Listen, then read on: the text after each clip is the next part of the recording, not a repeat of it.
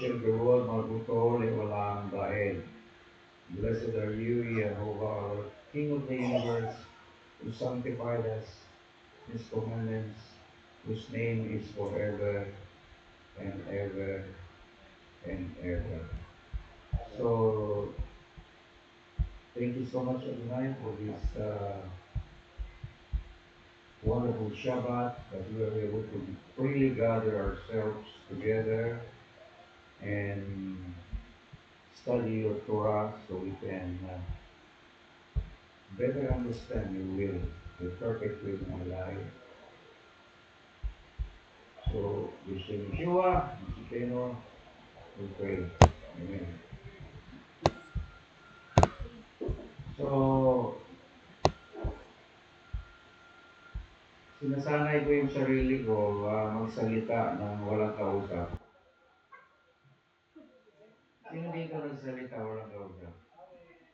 Parang si Moshe madalas nagsasalita eh, walang kausap eh. Yung asawa ko, madalas tumatawa, wala din tagalan.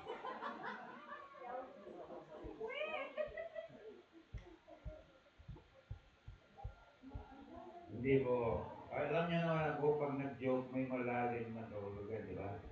Kasi yung podcast, inuperan ako ng Sighted Moon Group with Joseph Dumo to be part of their international podcast, which is walang slide. Magsalita ka lang ng 30 minutes. Sa podcast sa Apple yan, no? Apple. So, we were offered si Joseph, si Brother Joji. In Tagalog, pwede Tagalog, sa Bisaya, pwede. Kumbaga, magkaroon tayo ng, parang radio program yon, online, internet radio program. So every week, meron tayong 30 minutes slot. Hindi ko po kaya mag-isa yon sa time. So I will give the opportunity to other or elders. Mangarap din sila. So wala kang kausap. Assuming lang na may kausap ka, parang sa radyo talaga. So hindi ako sanay sa ganon. Kasi very visual ako. Palaging may mga slides.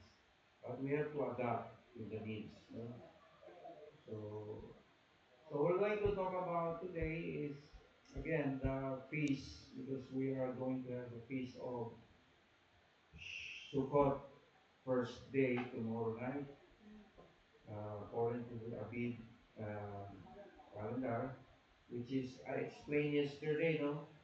By the way, yung topic ko last week, yun po yung unang session ng podcast, the two biblical lights. The two biblical lights, ano yung two biblical lights? The sun and the moon, ang tanim dumidepende sa sun. Yung buwan dumidepende kung kailan ang unang araw. So yun yung ibig sabihin ng two biblical lights, the lunar solar calendar. Hindi ko na po ulitin yun. Uh, Naka-upload ko sa internet and you can look at it or you can ask for my slides on YouTube. So today, sabi ko nga sa inyo, dahil sa AI ngayon, AI, you can ask AI and will give you, uh, it will answer your question direct to the point. Uh, so far, it is for our advantage. Pero darating ang panahon, ang AI magiging maldito na yan. Makukontrol yan ng hindi mabuting. Nasa kamay ng mga computer ano yan. Pero ngayon, magaling yung AI. Talaga, uh, yung pangarap kong sumulat ng libro, baka matupad pa dahil sa AI. Kasi, mahirap magsulat eh. Lalo na English is not our first language. Pero with AI, ilagay mo yung thoughts, lalabas na yung paliwanag. Chapter 1, chapter 2, buo. So, this morning, I wake up this morning, and as usual, pag Sabbath morning, meron talagang revelation siya doon. What comes to my mind is, parang sabi ng sarili ko is, why don't you write a book about the 613 commandments and use AI? So I will write a book explaining what are the 613 commandments. I will just use AI. So, kasi wala pang nakagawa niya na Pilipino. So, our mission is to proclaim the Yeshua as the living Torah, the living word. Sabi niya sa John chapter 5, verse 46, uh, if you believe in me, you believe also in Moses, because Moses wrote about me. If you do not believe in what he wrote, then how can you believe my words? Sino po ang unang propeta sa Biblia? Who is the first prophet in the Bible? It's Moses. Moses is the first prophet. Moses is the greatest. Although, by the way, Abraham was also called a prophet, pero the greatest of all prophets is actually Moses. Kumbaga sa Islam, Prophet Muhammad, yan ang pinapakinggan. So, sa mga Hudyo, si Prophet Moses, the greatest of all, the one who wrote the Torah. Si Muhammad, sabi, nireveal sa kanya ang Quran, di ba? Si Moses naman, sinabi niya, nireveal sa akin ang Quran. Kaya sinabi ni Yeshua sa Matthew 5:17, siguraduhin ko sa inyo, verily, verily, I say unto you, hindi ako naparito upang ipawalang bisa ang kautusan ng Torah, kundi para tuparin sa pamagitan ng pagbibigay ng wastong kahulugan. Ina-assure niya ang kanyang audience na hindi ako false prophet, hindi ako false messiah. Diba? Ano po yung unang message ni Yeshua nung nag-start sa ministry? Anybody? Unang message ni Yeshua. Repent, for the kingdom of God is at hand. Narito na, nandiyan na. Kaharian, no? So, kaharian. Saan ba nang binanggit yung salitang kaharian? Exodus 15. Sinabi no, the Lord reigns. The Lord reigns. Reign means maghari. Right after the Exodus from Egypt, sinabi ron, no, the word reign in Hebrew is malkut. From the word malka. Malak, king, to reign. The Lord reigns. So, ang concept ng kingdom is pag nagpapahayag ang Diyos ng kanyang kapangyarihan, kaluwalhatian, at nasaksihan ng mga tao ang kanyang kapangyarihan, at sumunod ang tao sa kanyang kalooban, yun yung masabi mong the Lord reigns. But may continuation pa yun. Kaya nga po, pagdating sa itong festival, ito ay mga spiritual transaction. Or these are called cycle of redemption. The first spiritual transaction is the Passover. It was the harvest of the barley.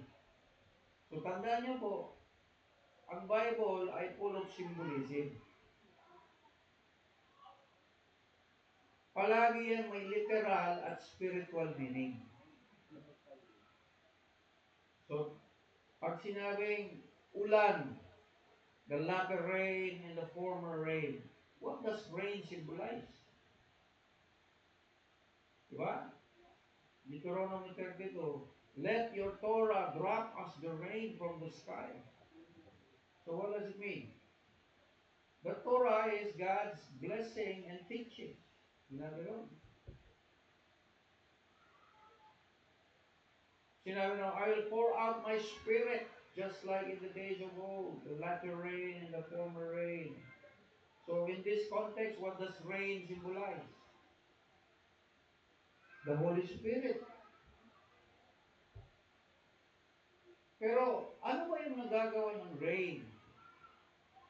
Di ba? Dinidilig niya ang lupa. Dinidilig niya ang lupa para pagtanim ng binhi, tutubo ang binhi. So therefore, spiritually, rain symbolizes God's refreshing moments upon His creation para ito ay tumubo at lumago.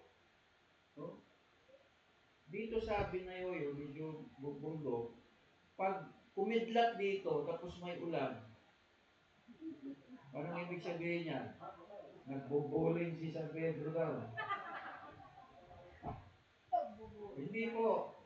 Yun po, maganda pala yan because it produces negative ions kaya. Yung negative ions, magiging masustansya yung tubig ulan, pagbagsak niya sa lupa, mabuti yun sa lupa. Kaya tumutubo yung mga kogon. Bakit kogon? Wala kasing tinanim eh. Kasi kung may tinanim ka, so one of the biggest problem we have today as a practicing farmer is mahirap po magtanim. Talagang kasi magtanim, I'm sure na subukan mo magtanim ng binhi, tapos nilagay mo lang dyan, tapos like sa Goshen one time, sinabihan ko yung mga kapatid natin, mga papaya ha, pag kumain tayo, ipunin nyo sa plastic, tapos ilagay nyo para may tanim. Binigyan ko instruction ha, ikaw brother, trabaho mo yan ha, tanim mo yan ha. Pag-report niya, ano nangyari sa papaya? Kinain lahat ng manok. So, ibig sabihin, maraming manok yung paligid. Kumbaga, hindi na siya nakahintay na lumaki yung papaya, inuna niya. Kasi alam niya siya yung isasabaw dun eh.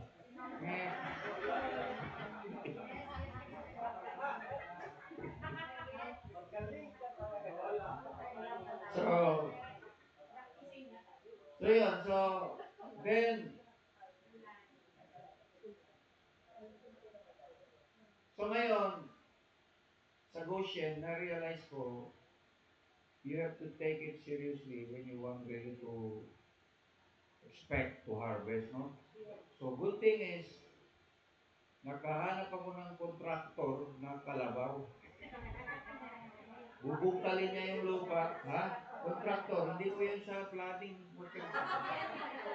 Hindi ako kasama siya sa mga flood control. Kalabaw lang, small time lang ako eh. Small time pa ako. Small time lang ako eh. Kalabaw lang eh. Kalabaw, inararo yung 1 hektare ng lupa. Bungkal. Ang tawag nila pala dyan, araro o tudling. Ano yung tudling? Pagkabungkal niya, 2 beses, baliktarin niya yung lupa. Pagkabaliktad niya sa lupa, pinupinuhin niya. Hindi, ano pala, pagkabungkal niya sa lupa, sabi niya, Pastor, antayin muna natin 2 linggo para lumambot yung lupa.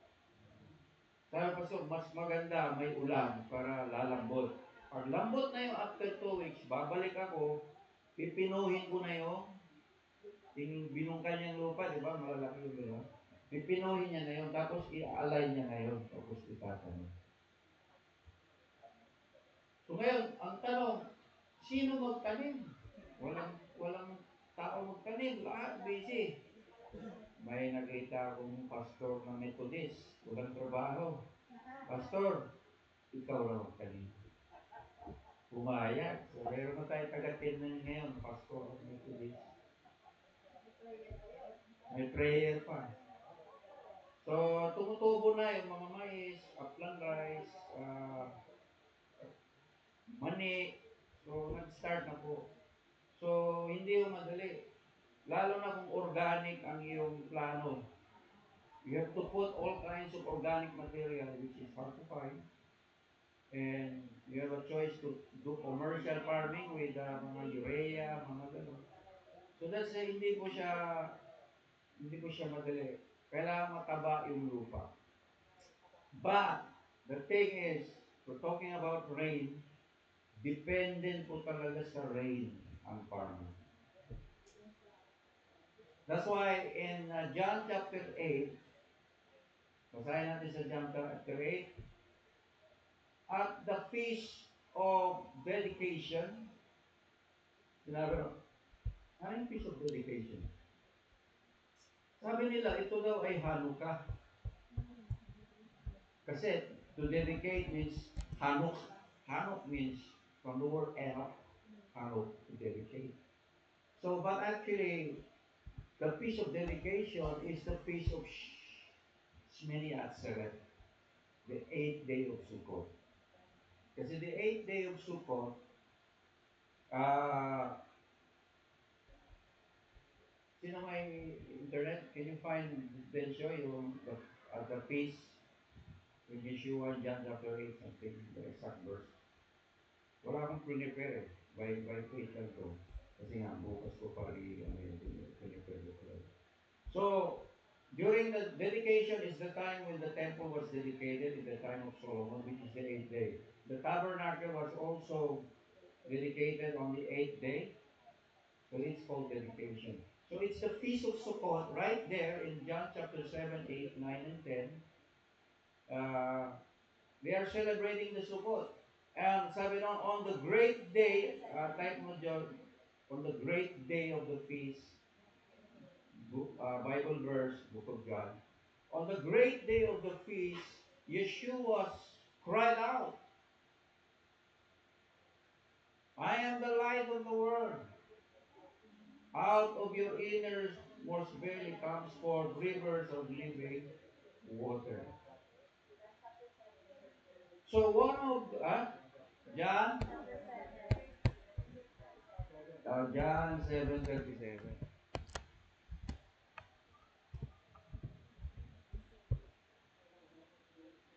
On the last day of the feast, this talks about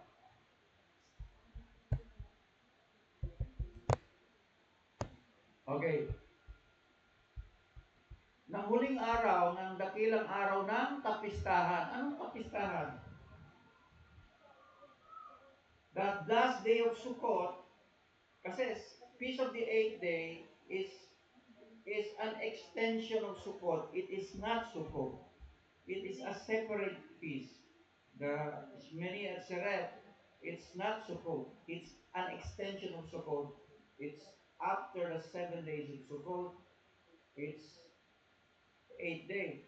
So itong sa John 7:37, on the last and the greatest day of the feast, Yeshua stood up and cried loudly, if anyone is thirsty, let him come to me and drink.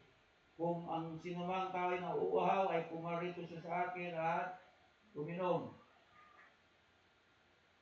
Whoever believes in me, ang sumasampalataya sa akin, gaya ng sinasabi ng kasulatan, ay mula sa loob niya ay naagos ang ilog na tubig na buhay.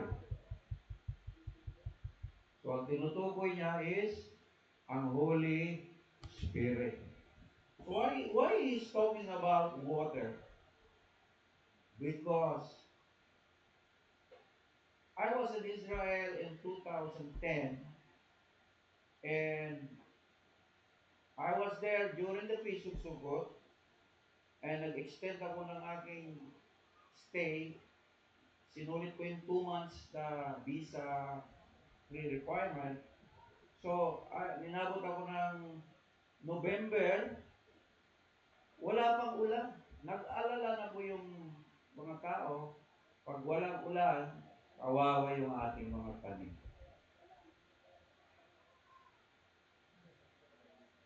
So, but literal natin, so literally, ulan ay dumidepende ang farmer sa ulan sa pagdilig ng kanilang lupa para tumubo yung kanilang tanim, para meron silang harvest, para meron silang blessing. Parang sinasabi ni Yeshua spiritually, dumidepende yan sa outpouring of the Holy Spirit. So I think Christians can relate to that. It's not that hard, no? So, then, right after, so Passover is the first feast, which is this redemption, salvation, followed by unleavened bread, purification, then sanctification. Ibig sabihin, now that you are set free, now that you are born again, God requires you to, to do a change of lifestyle from sin to from glory to glory, following the will of God. Then, on the 40 days when Yeshua resurrected, no, it was still 40 days. Sinabi niya, wait for the outpouring of the Holy Spirit. So this is what the disciples were waiting in Jerusalem. They were waiting for the feast. They were waiting for the feast of Pentecost. So Moses and the disciples were Pentecostal. Yay! We were in the Pentecostal church for 13 years kami ni Florence. Doon kami nagkakilala na, doon na kami nag-asawa. Oo. Pero hindi namin alam ito na Pentecostes pala yung araw ng pagbibigay ng kautusan. Na yung araw ng pagbibigay ng kautusan, simbolo pala yun ng Holy Spirit para diligin ba? Ito na rin Tagalog. Diligan niya yung tinanim niya na kaligtasan. Kasi kung walang Holy Spirit, walang ulan, anong mangyayari sa tanim? Diba? So, kailangan kang dilig-diligan.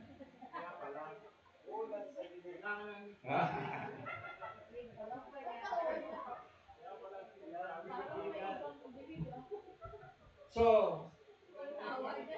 so, yung Word of God, kailangan ng Word of God ng anointing. Kailangan ng Word of God ng refreshing. No? So,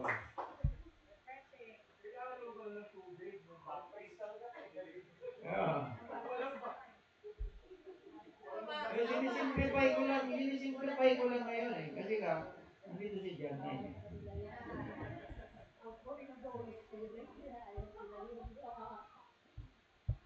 So basically, they're all connected. Then, during the feast of Shavuot, it was summertime. Summertime ito. So pag summertime, mainit. Kailangan talaga diligan ng Panginoon ng kanyang mga tao. Kailangan niya ma-empower ng Holy Spirit. So I'm talking like a Pentecostal, ha?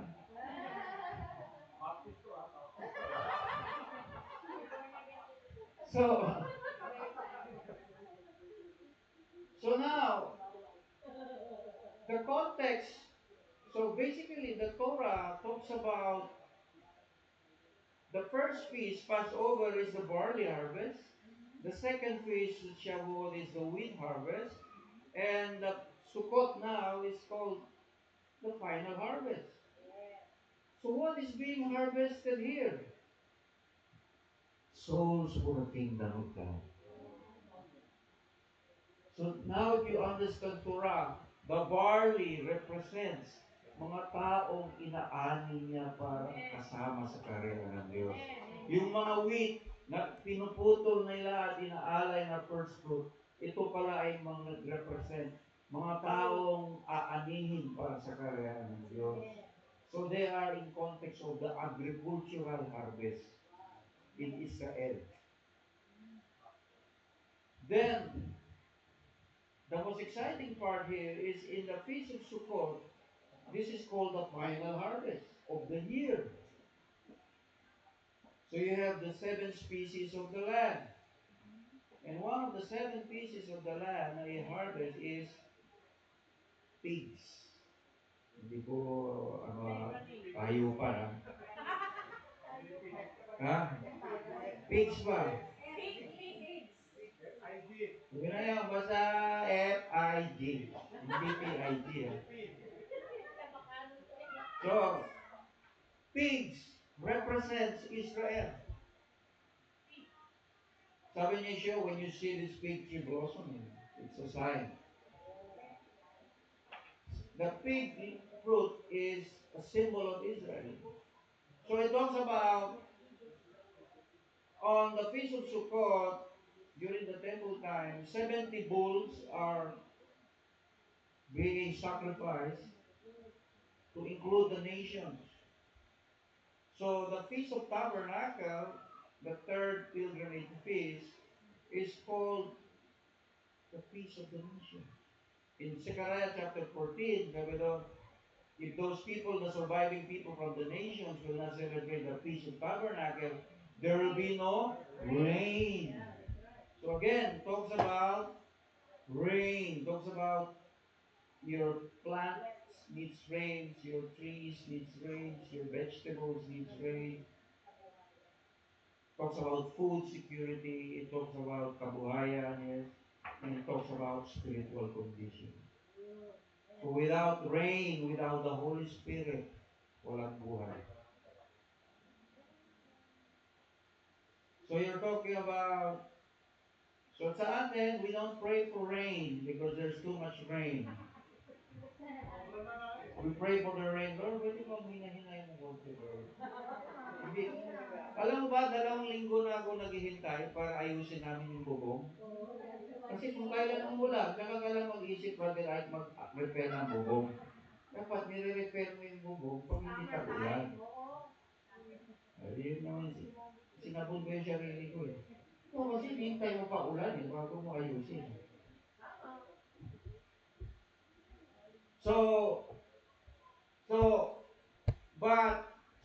Therefore, these are cycle of blessing. So these feasts are cycle of blessing.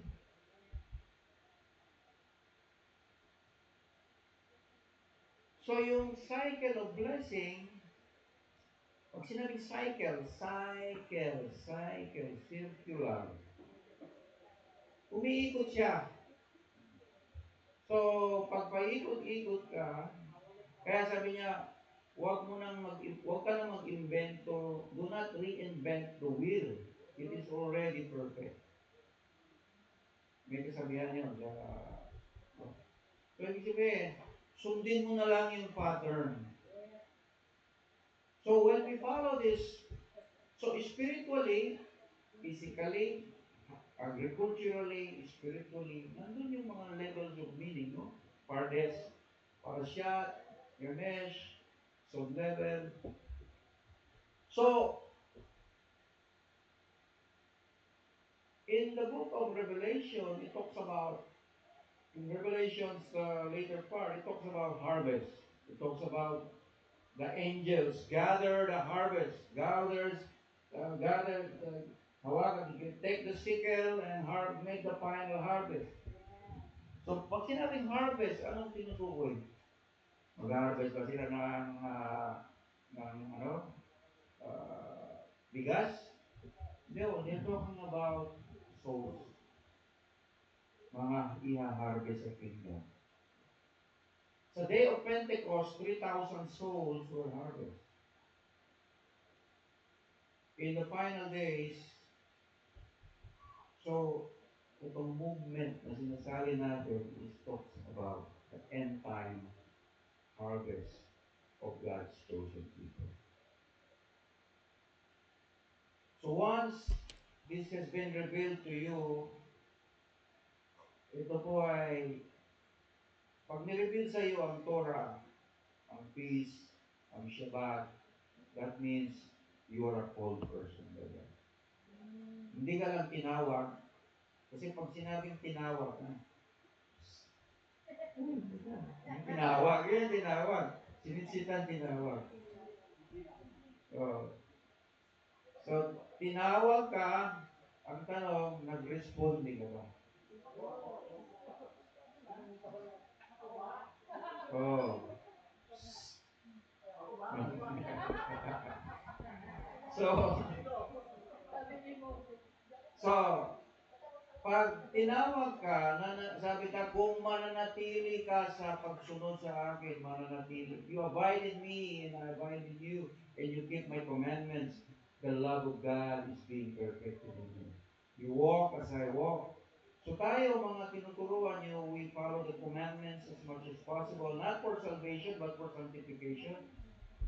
We have been called by God to this end time harvest. So most of you that I know right now has been called. Uh, I remember Georgie and Sister Maris. The first day we met in 2008, no? It was a Friday. I had a special like Independence Day Hebrew seminar. Then si Brother Georgie was able to get my flyers na inapak-apakan lang doon sa Araneta Coliseum. Sa ilalim ng buwan, nakita niya, learn the Hebrew language, the language of God. Maganda to ah. Pumunta siya, umuwi na yung mga tao sa seminar, naiwan si Brother Georgie si Maurice, nag-Shabbat agad kami. At nakangiti po si Sister Maurice palagi. Sister. Hindi niya alam yung ginagawa niya, pero okay na ito.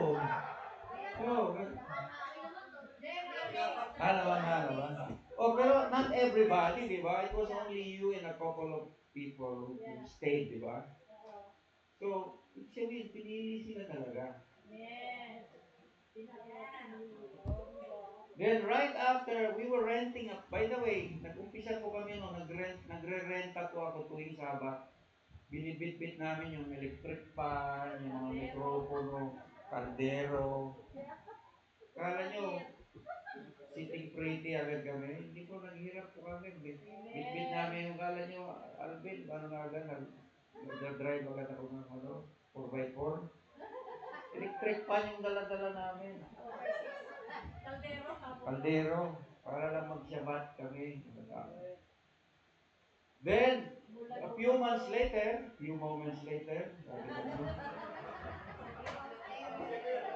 binigdiblines na kami ni Lord.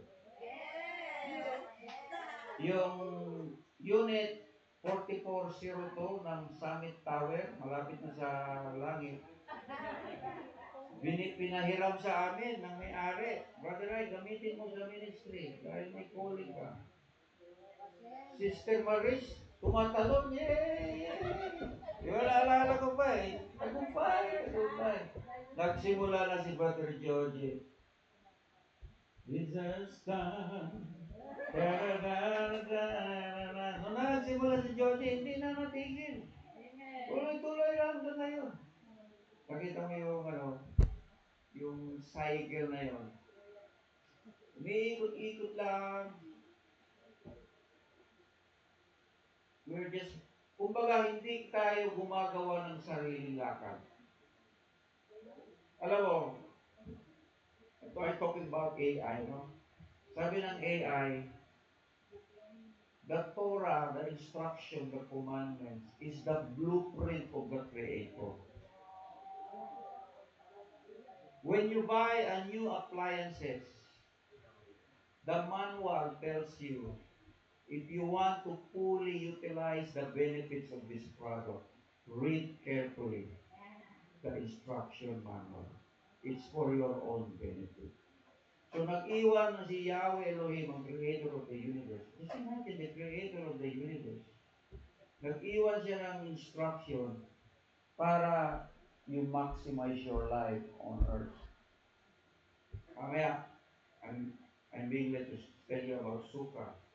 The mystery about the Sukkot is that the greatest of all Sukkot is actually yourself. You are just living temporary in this world. Your spirit is the real you. Tingnan niyo yung katabi niyo. Spirit ko ba yan? May laman. Hawakan mo nga kung may laman yan. Kurutin mo. Ha? Nagre-react yung spirit, di ba? Oh. Kasi ang tunay na buhay dyan ay ang spirito. Ang spirito, sabi ng Ecclesiastes, is When a person died, the spirit returns to God. So when you're celebrating the Sukkot, remember your life is temporary. That's why the only time you had to obey God is now. Di, kaya po kung nagsasabi, alam mo bakit ako masigasig maglingkod sa Diyos? Alam ko, this is my only time. This is my last ball, my last shot. I don't have to wait to mo. Baka, Lord, baka maganda yung hindi ko. I treat this as my last. And I know how life is fragile, di ba? One bullet can kill a person. One accident, one mistake on the road can kill a person. One sickness you can die and die. That's why God says on the Feast of Sukkot, umalis ka sa bahay mo na matatag ang pundasyon, bakal, semento, pumunta ka doon at gumawa ka ng suka na from the materials na madaling marupok para ipaalala sa iyo, ang tao'y marupok kay galing lumimot. Ayan. Many times in the Torah, actually, itatanong ko pa sana kanina sa AI, how many times the Torah mention about remember? Sa itatanong ko sa AI. Kasi the Torah always says, remember to keep the Shabbat. Bakit sinabi niya remember? Kasi alam niya malimutin ka eh. Diba? Senior moments. Tinabi mo yung salamin mo, hindi mo alam, saan ko nilagay yung salamin ko? Yung pala, suot-suot mo. Sino may experience na ganyan? Galit ka na. Anak, nasa yung salamin ko? Yung pala, hindi ko sa t-shirt nakalagay. So these are things. Remember to keep the Shabbat. Remember the feast. Remember that it is God who give you the ability to make wealth. It is not your ability.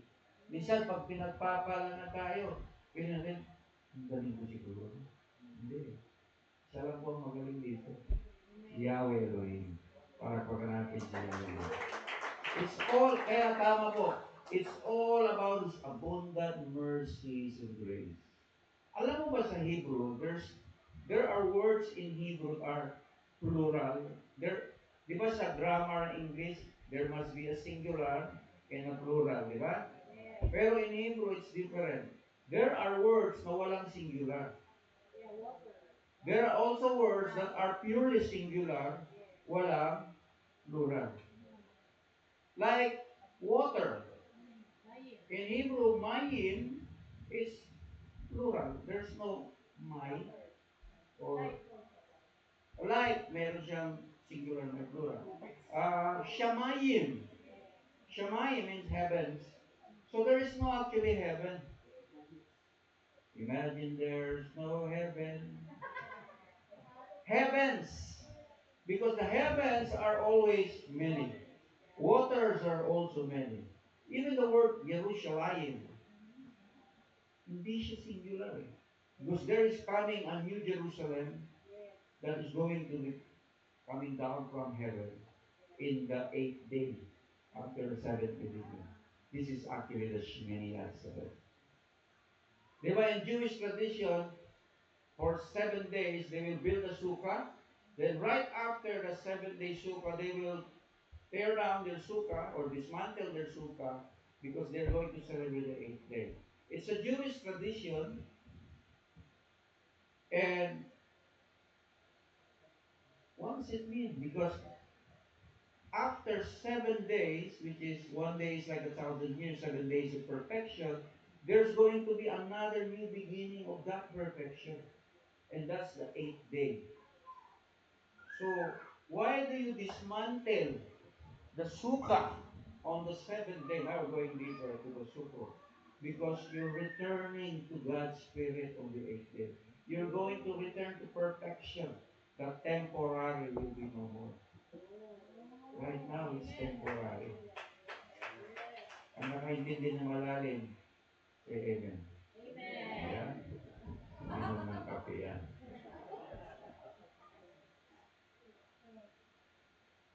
Kasi po, sa bansa lang, Torres Center, no? Lumalago yung, alam niyo ba yung bansa lang, Torres Center? Sino nakarating doon? Di ba? Double na yung ano, doble na yung laki ng simbahan na yun, no? Doble na, no? Tapos, ang daming improvement, nagiging garden na siya ngayon, daming improvement, sobrang blessed. Then, doon, meron silang talagang sinusunod na suka, na halaka, or standard way to celebrate the feast. Gumagawa sila talaga ng kubo kasi probinsya. May time sila, may mga materials. Gagawa sila talaga ng kubo na talagang by faith, kahit umulan, ano lang, kasi sabi niya, starry night. Makita mo talaga yung ano, yung star. Yung tinatawag na all-star hotel.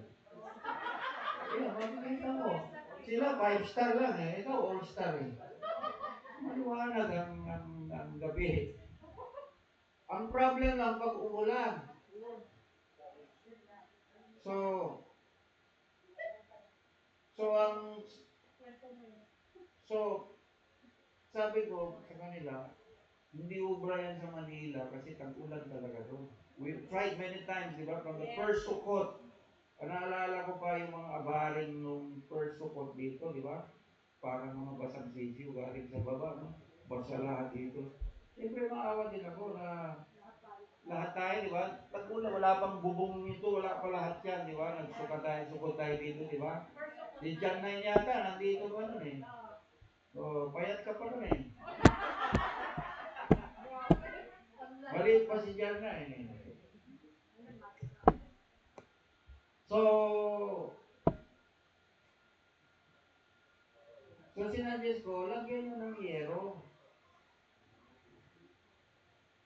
Para, anyway, that's halaka naman ang pinag-usapan doon. Iba naman yung pagkakawag doon. But anyway, the Suko, the happiest of all the feasts is the feast of Sukkot, which God commanded, rejoice. Why do you rejoice? Because God commands it.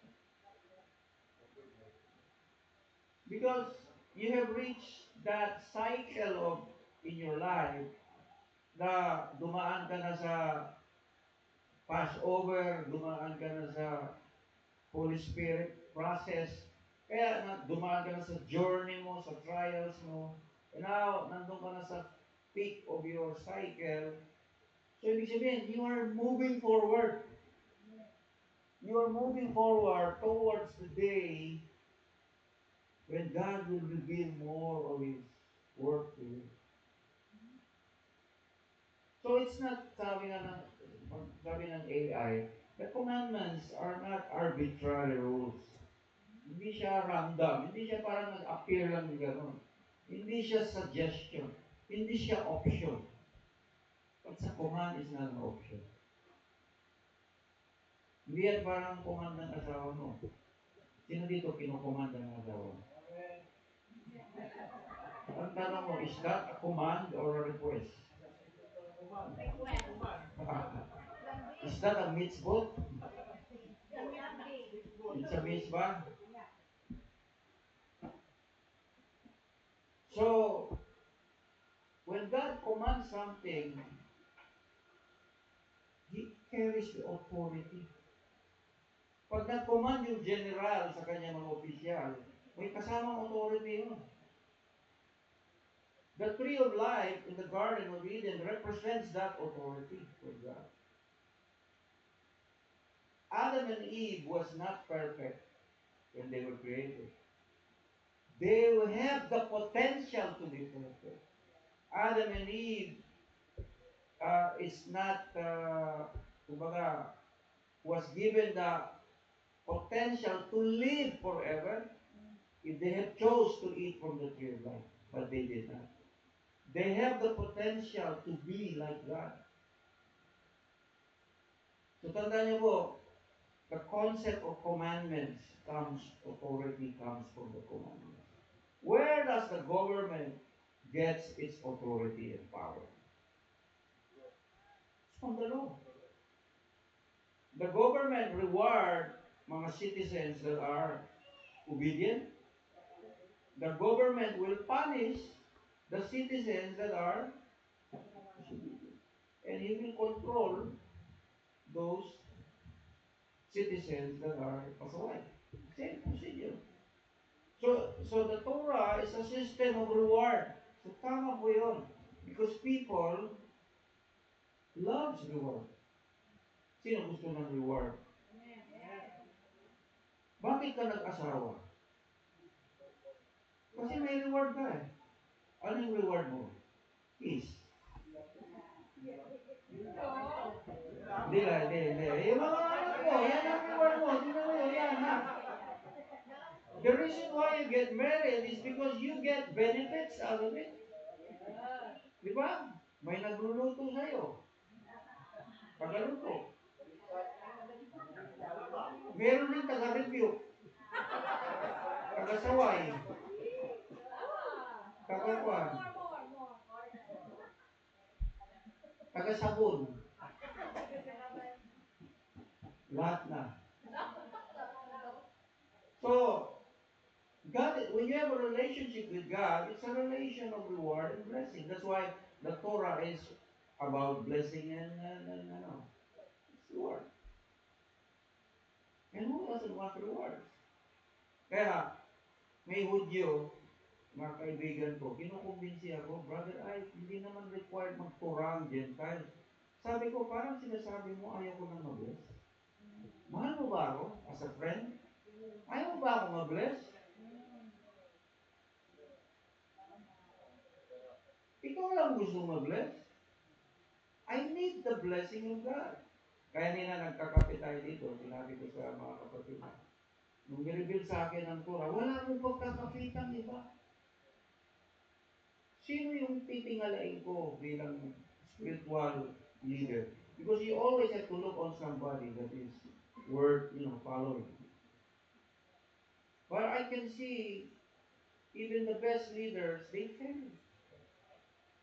But that's why you don't look to me, because I could fail.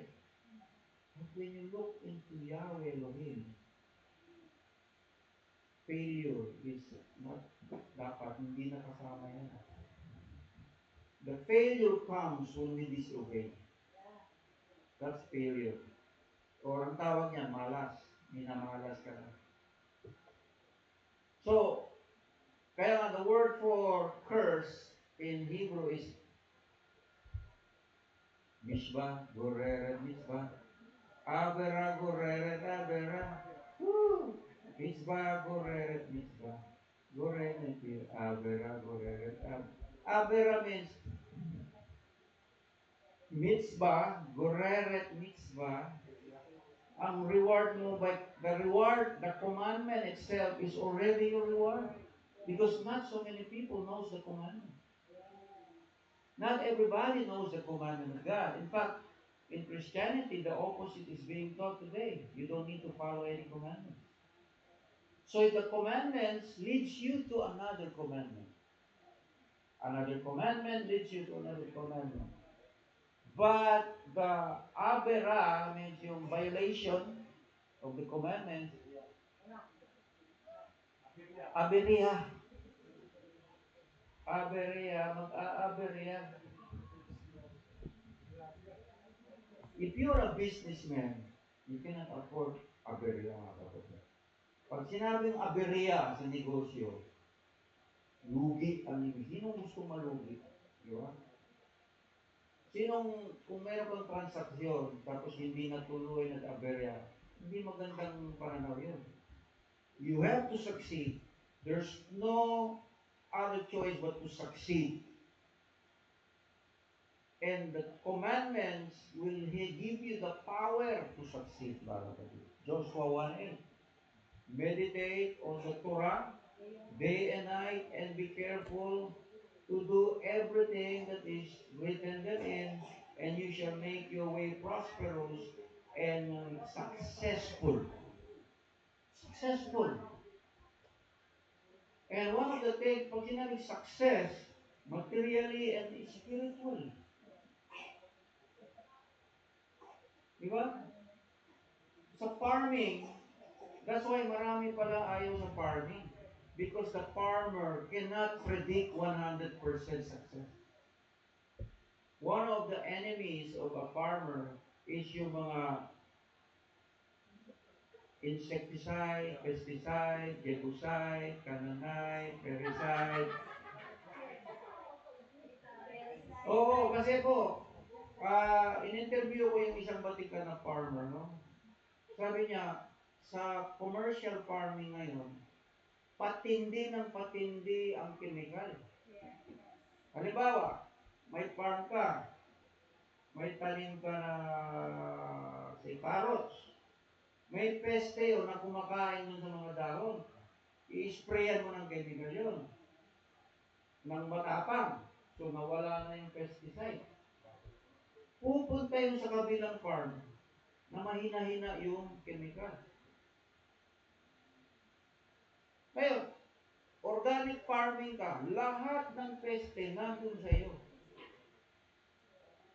Kaya walang gusto mag-organic farm. Lahat chemical-based na po ang farming mo, sad to say. But only the Seventh-day Adventist Church ay may organic farming. Pinagpaalam pa rin sila sa mga Torah people.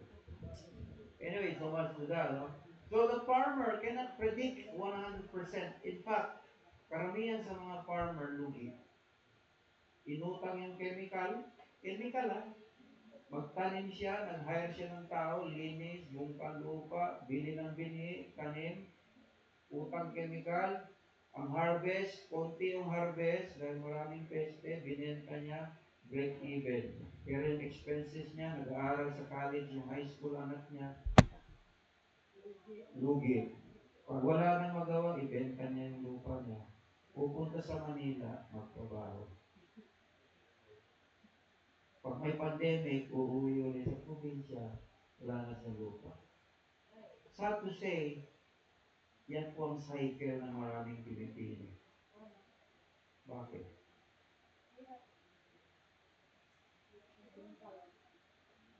Kasi wala ang blessing ng Diyos.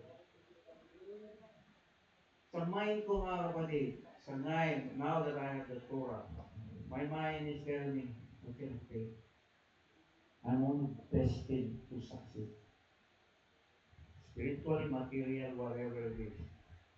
Pag nag-pray ako ngayon with confidence, Lord, okay, because you are there. And you have the Torah. I did my best to obey. How can I pray? Diba? But you have to be, kumbaga, sensitive sa ayaw ng Diyos. So, these festivals are cycles of blessing. Kasi kung may cycle of blessing, may cycle of curse. May generational curse. Kaya nga sabi nila, yung mga sakit natin, generational curse yan. Bakit ako may high blood? Kasi magulang ko may high blood history. May high blood din yung lolo niya eh. Bakit may diabetes ang tao?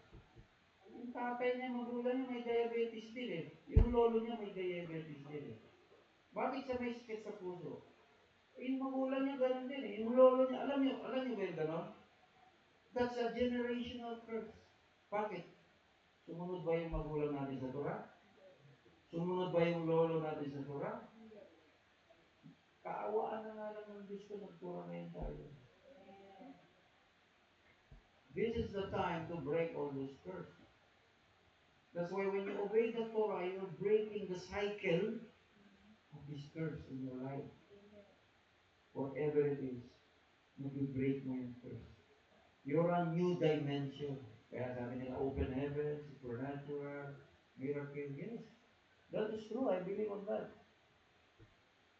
And yet, these are just basic. Fundamental. Nandun yung three pilgrimage feasts, and yet, inside those feasts are the cycle, kaya may tinatawag na Torah portion. Ano yung Torah portion? Torah cycle. Pagkatapos ng Ishmini at Seret, tapos na yung Book of Deuteronomy. Umpisa ka na naman uli sa Genesis. What is the last word in the Torah? Last word. Israel. And Moses displayed all these signs and wonders in front of the people of Israel. That's how the Torah ends, mga kapatid. Dinisplay daw ni Moses ang kapangyarihan ng Diyos sa bansang or sa mga tao. Kaya sabi ng mga, di ba ang Torah originally was a scroll? Scroll. So, if the last letter of the Torah is L, the first letter of the Torah is Bet. So, you combine letter Lamed and Bet, it means heart. So, the sabi nila, Rabbi says, the heart of God is Israel. As long as Israel obeys the Torah, God is the apple of the eye. Now you keep the commandment as the apple of your eye also. So, Jeremiah 3:14, Israel is my wife. Sinabi ng Diyos. Hosea chapter 2 verse 19, Israel, I'm married to Israel. So the church is not the bride of God. It's Israel. That's why you have to be grafted into Israel to become part of the bride. The Christian church who said, no, we are the bride. No, it's only Israel. God cannot marry two brides. Only one bride. Israel. That's why when you follow Torah, we are grafted into Israel. We are married to God. And we are anticipating His return to start the millennial kingdom. Actually, the millennial kingdom is the continuation of the Torah. Isaiah chapter 2 verse 3, Micah chapter 4 verse 2. Out from Zion comes for the Torah and the word of your republic from Jerusalem. The Torah has begun. Kaya nga po, look at the word. Acts chapter 3 verse 19. A time of restoration of all things must take place while Yeshua is heaven, as spoken by the mouths of Moses and the prophet. A time of restoration daw mangyayari habang nasa langit pa si Yeshua. Totoo po nasa langit si Yeshua ngayon. Pero siya lang po yun. Si mga santo, wala doon. Sino may mga santo ng Pilipino? Maraming santo. Restoration. Tingnan mo yung salitang restoration. Restoration. Restora to the nation. Teach the nation everything I have commanded you. Go into all the nations. So ang mandate sa Israel is actually to teach the Torah, the commandments. Pero ngayon, parang hindi na tinuturo ang commandments. Yeshua was the salvation but not the destination. Yeshua was the means so that you can reach your destination. Ang marami kasi, at gusto nila si Yeshua, ayaw nila yung Torah. Akin ba Yeshua, ayaw ko na yung reward.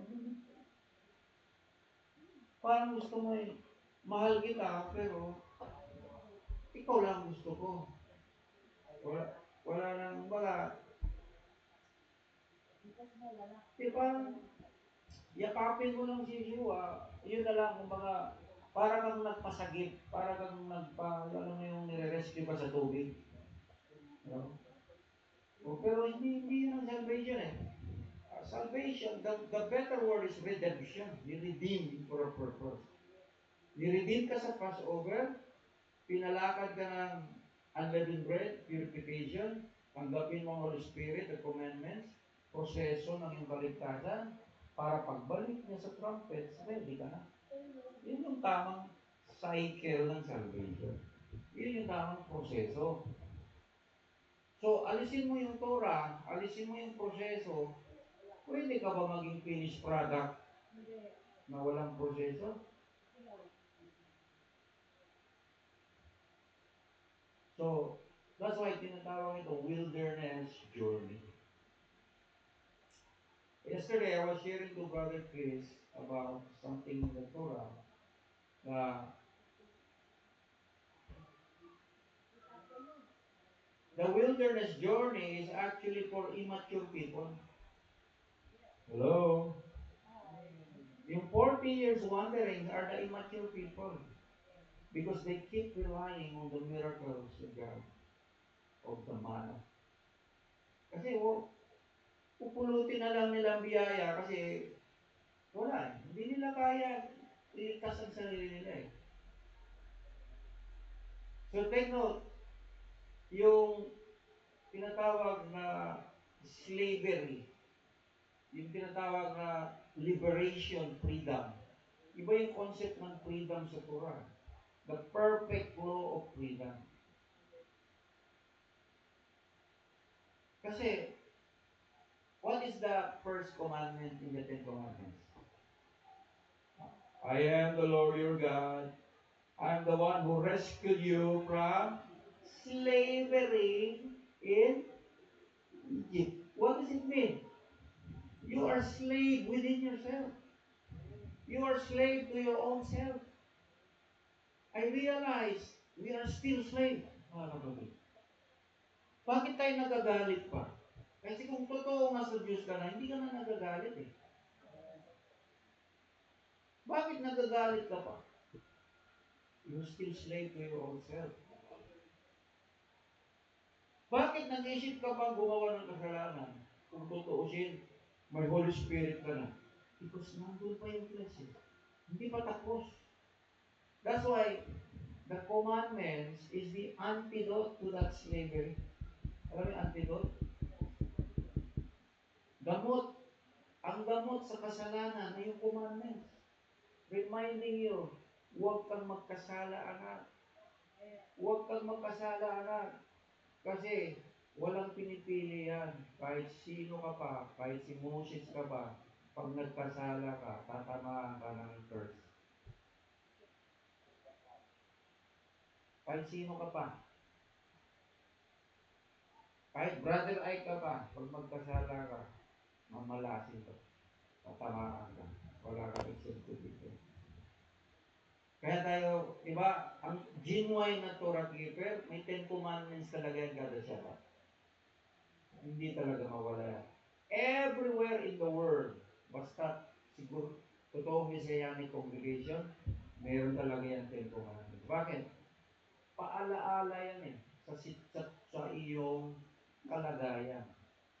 Yes, you are no longer servants to sin, but sin is everywhere. In fact, sin is right at your fingertips. With the cellphone. Kung hindi mo makontrol yung kamay mo sa cellphone, it will lead you to sin. Shabbat, magsi-cellphone ka. Shabbat, mag-ano ka. You're sinning.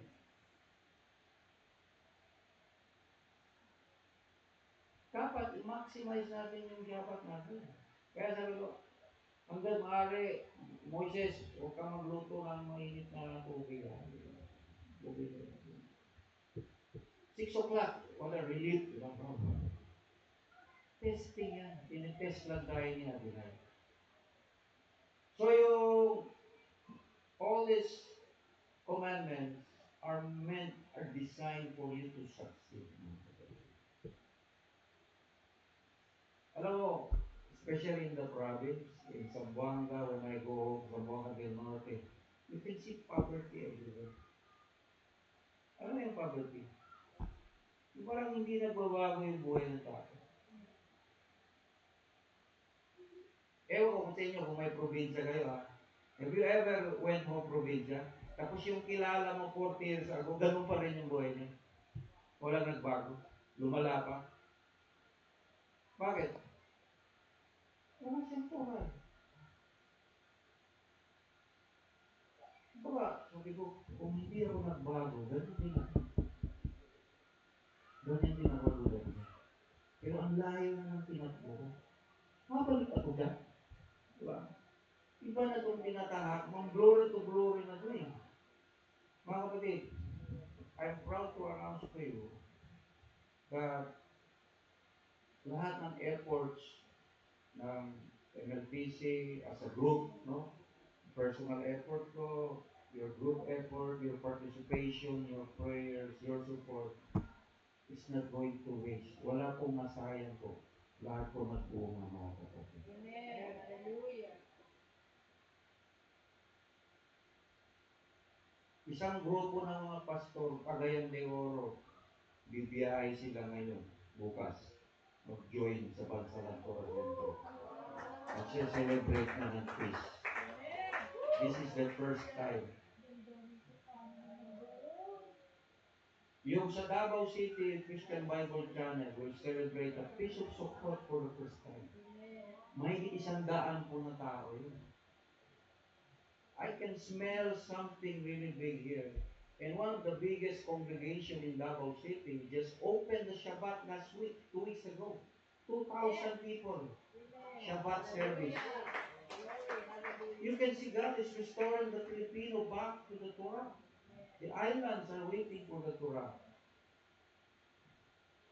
By the way, I am going to return to Davao on September 11 to join the Feast of Oshana Rabbah, the 7th day and the 8th day. Kasi kailangan din ma-inspire ko sila doon. But I will return on October 8, okay? Sa mga rabbinical, hindi naman tayo nagdidebate, di ba? Hinahayaan lang natin sila. On October 8, there is a big group of Christians celebrating the feast in the biggest venue in Davao City. All Christians. I will be joining them. October 8, big event, Feast of Tabernacle. Pakita ko sa inyo mamaya. Feast of Tabernacle, Davao. Nandun yung mga malalaking pangalan ng mga bishop. Na-influence sila. Kasi unity, unity, unity. Then October 9, I will fly back to Manila because on October 10, yung pinuntahan namin ni Joseph Dumon sa Bulacan, we'll be celebrating the Feast of Sukkot. Pastors Ministers Association of Bulacan. So pupunta tayo, Brother Alvin, to join them. So this is happening around the country. I can only speak sa Pilipinas, ha? Kasi nandito naman ako. So, sa grupo naman ni Joseph Dumon, may mga Hapon na. May mga Hapon, may Koreano, may Islam. Iba-ibang mga lahi na. May pumunta na dito sa Espanyol, New Zealand. This is now the time of ingathering of all the nations, mga kapatid. The nations gather together for Israel, Torah, but on the other hand, the Antichrist is also gathering nations against Israel. Kaya maraming kaaway din ang Israel. So nakita niyo po yung cycle? Cycle papunta sa blessing, cycle papunta sa curse. The world is going to the same direction. It's only a matter of where do you belong. Are you the goat or the sheep? Are you the fellowship or the fellow goat? Ha? So tayo, fellowship tayo. So, commandments. Alam mo, ang galing ng AI. Okay, I'm talking about AI. I'm talking about DeepSeek. DeepSeek AI. Pag tinanong mo yung beef chick, sasagutin ka, yes. Sasagutin ka, yes, you are right. The mitzvot is the blueprint. The mitzvot is the way to be successful. To apply the Torah, to learn the Torah is different, to apply is another different. So hindi lang tayo sobra sa kaalaman, kundi sa gawa. So sabi ko, may relate na konti yung heart ko ngayon. Pero still, I'm still burdened pa rin ako sa ministry. Kasi kung wala po talaga kaya sabi ko, maraming nagtatanong, ano ang sikreto, Brother Hyde, para maging successful sa ministry? Sabi ko, prayer and fasting, no? Saka consistency sa sabat. Ano yun eh? Kaya huwag kayong magtaka kung maging mukha kong toothpick. I just finished a 7-day fasting. Ako, pumapay at si Florence tumataba. Napupunta sa kanya yung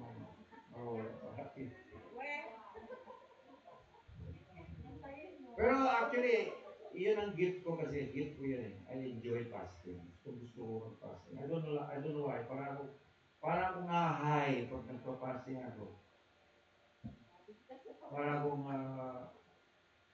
yung feeling good about the Lord, the presence of the Lord. And then, so we're anticipating the feast. Are you ready for the feast? Yeah. Tomorrow? Yeah. Huh? So by the way, with due consideration po sa sitwasyon natin, is one of the commandments in the Feast of Sukkot is to make your own sukkah. So ngayon, with the comfort of the tent, you don't have to make the sukkah. Just open the sukkah. Is that hard? No. Hindi na tayo mag-build. Although, yung mga nakita niyo sa likod, pwedeng gawing sukkah yun, na walang atip, pero sigurado uulan yan eh. Wala pang support dito na hindi umuulan eh. Ulan talaga yan. Umuulan ng pagpapala.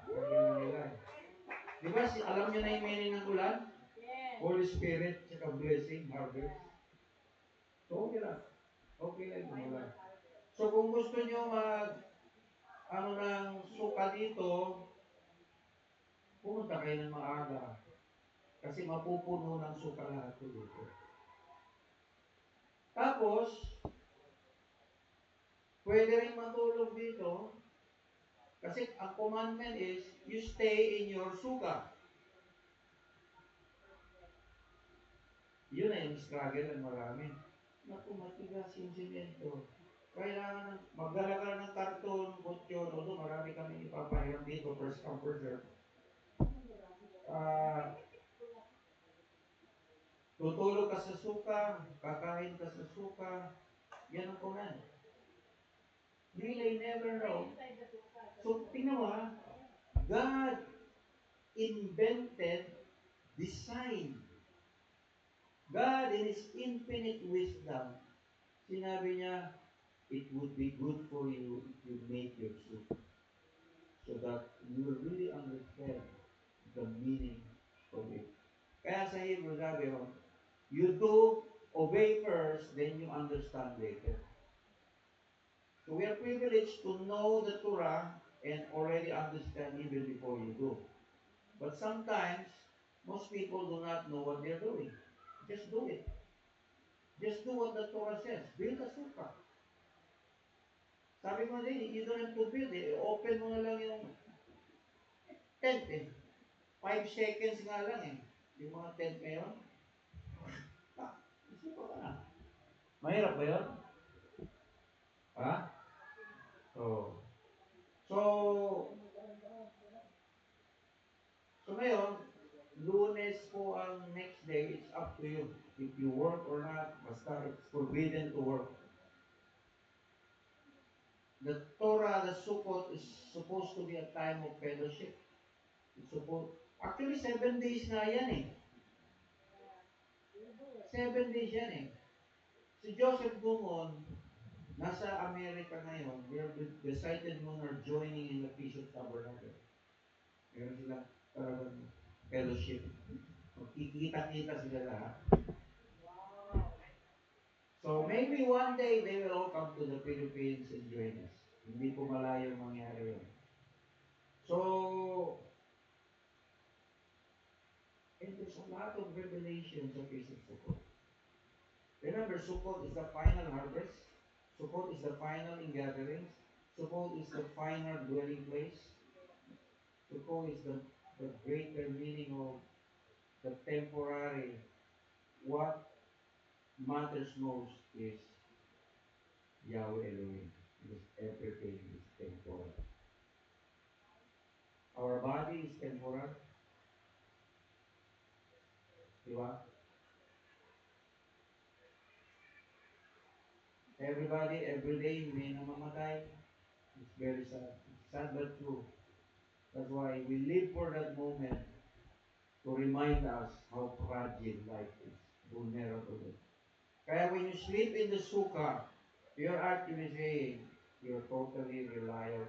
Ang pinaghahawakan mo lang talagang sandigan ay hindi, walang iba kundi si Yahweh Elohim lang talaga. So those of you who know me, nagsa-sideline po ako sa real estate, sa Davao. And I can tell you, nagmimilagro ang Panginoon sa mga transaction ko. Yung mga ayaw pumirma sa dokumento, nabubuhawi ang kanilang bahay. Oo. Mayroon akong nabiling lupa. Yung isang anak, ayaw pumirma. Nagdidiman ng pera. Ay hindi, bigyan mo ko ng ganito. Hindi naman yan ang usapan. Ito lang. Hindi, ayaw ko. Hindi ako pumirma. Iniwan ko lang. Nabuhawi yung bahay niya. Tanggal yung bubong. Tawag sa akin. Pasaray. Yung offer mo, okay na sa akin yung pipirma namin. Nabuhawi yung bahay. Sabi ko, matindi pala si Adonai Kumilos, mga kapatid. So, God will see to it that you will succeed. That's my confidence. Basta palagay, Adonai ka na talaga. You do it righteously, wala kang sinasagalan tao, God will see to it, you will succeed. Mga anak natin, kaya tingnan nyo ako, si Bencio may anak na dalaga, dalawa. Di ba? Kayo mga babae, kayo yung tinatawag na fragile. Di ba? Ano ba yan? Fragile. Fragile. Handle with care. 2 minuto ka lang. Pag may masamang taong gagalaw sa'yo, tapos na ang buwan. Ganun ka fragile ang babae. O ilan mga, si Georgie may anak na dalaga. Si Bencio, 2 dalaga.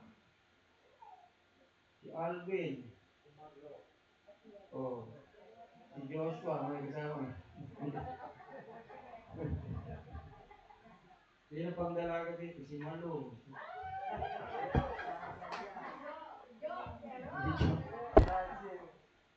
So, life is fragile.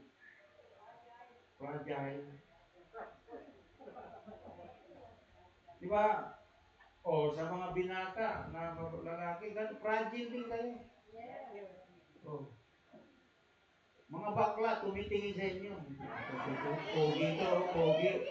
May bakla, tingnan, masamang tingin sa inyo, di ba? O, yan. Kasi hinahunting ka niyan.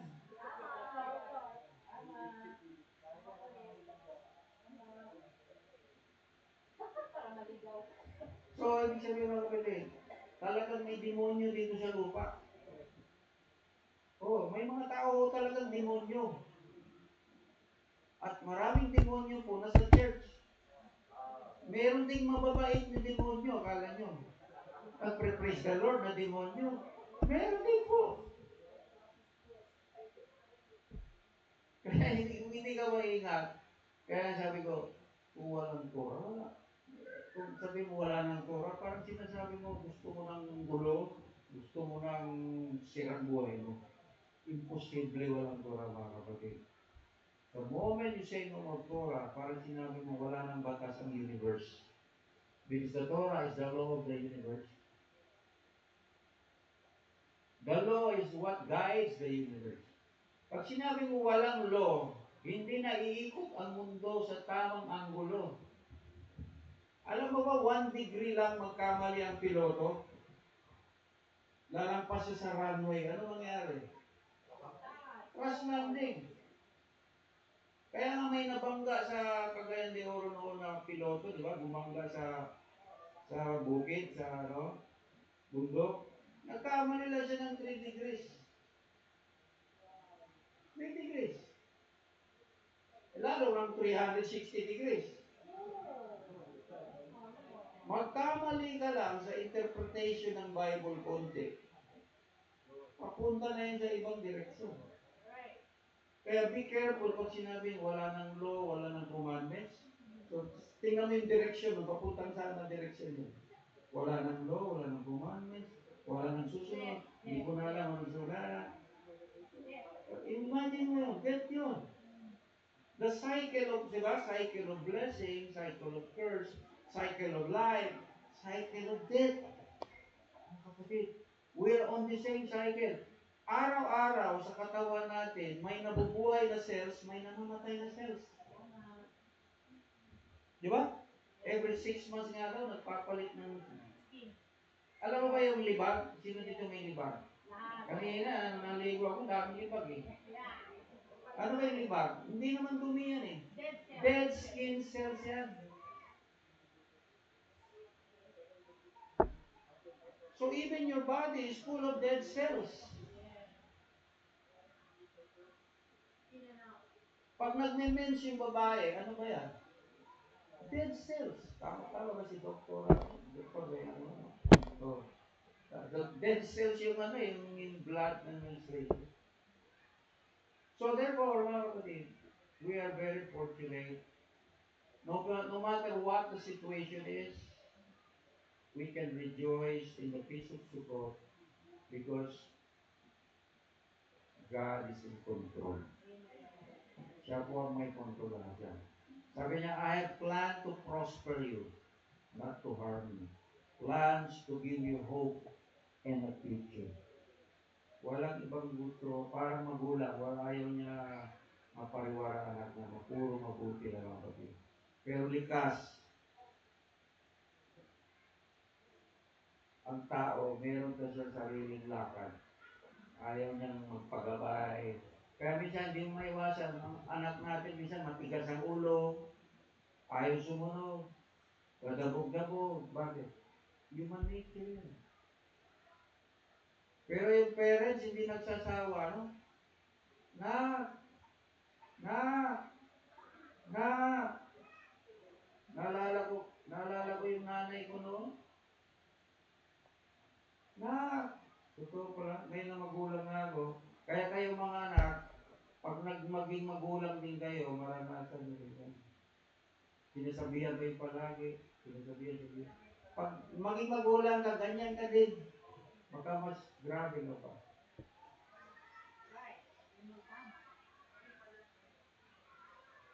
Kaya, napakalungkot pala.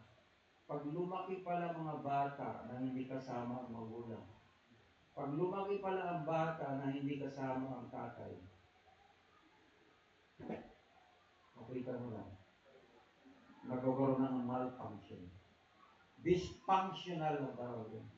Hindi siya normal, perfectly harmonious.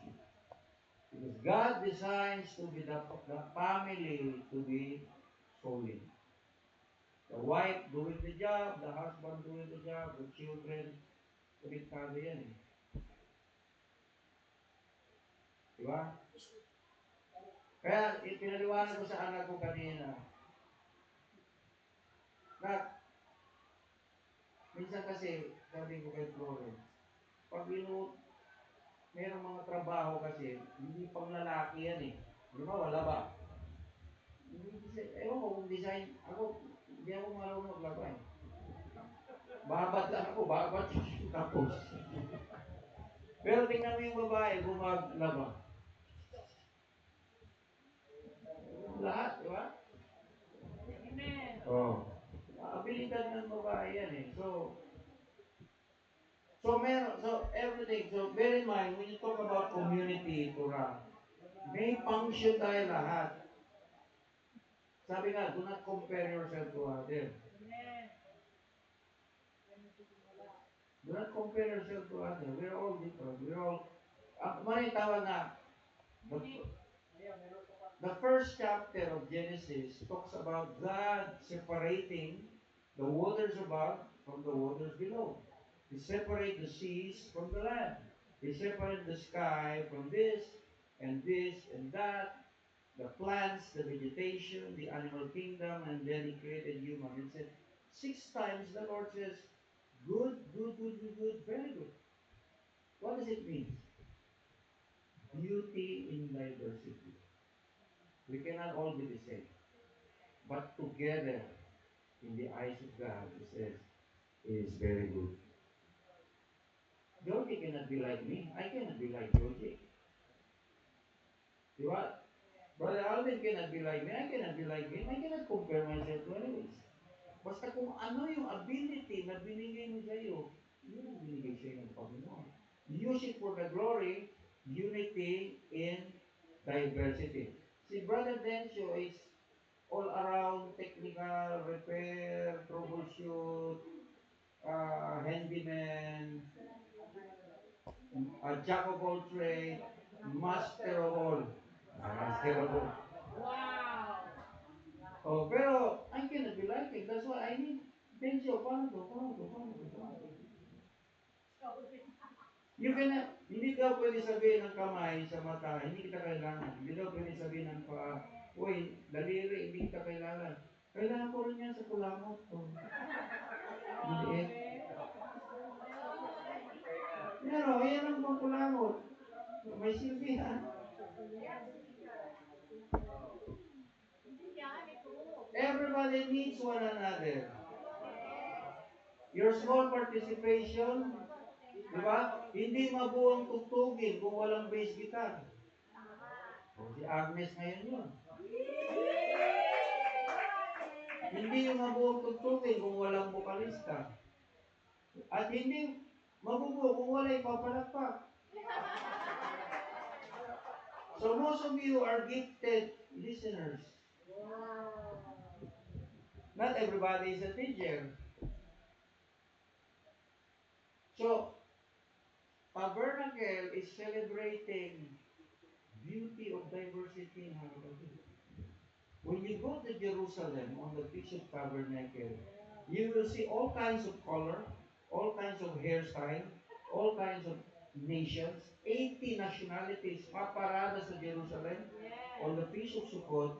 Makita mo, di ba makita mo, Japan gives the Torah. The Koreans love Israel.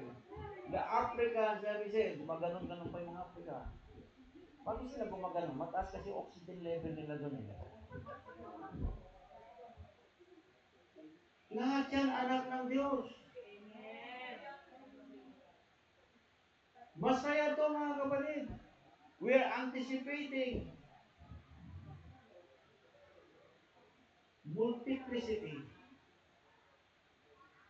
At hindi malayong marating mga kapatid sa Pilipinas na pupunta ang mga lost tribe of Israel. Diba last time meron tayong bisita taga New Zealand, nakaka-bless? Mga kapatid, by the way, baka sabihin nyo, nag-iimbita ako ng foreigner dahil may pakinabang ako sa kanila mga kapatid.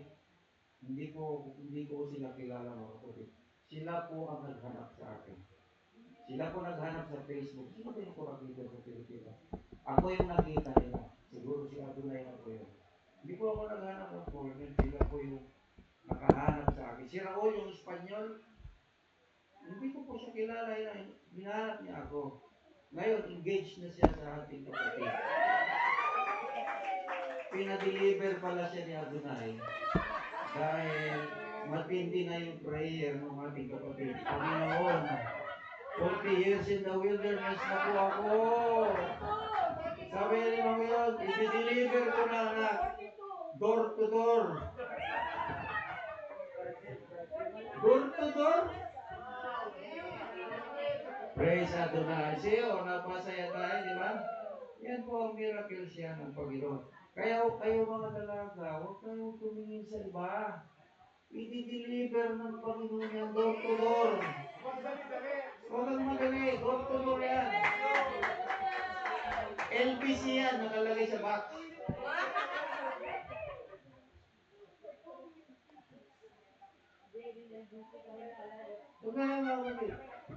Kaya ang blessing ng Panginoon, naabot talaga sa iyo, sigurado talaga yan. Ang tanong mo lang, Lord, ano ba yung gawin ko ba para matuwa ka sa akin? Sabi ko lang, sumunod ka sa Torah, mag-obey ka, i-practice mo. Okay, Shabbat Shalom. Despite ito tayo po tayong lahat. And I'll ask Brother Georgie for final benediction.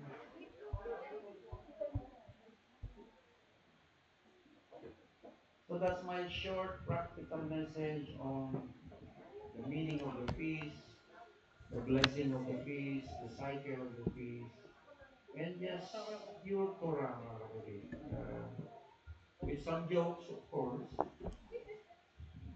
Baruch Hashem, praise Yahweh. Amen. Shabbat Shalom.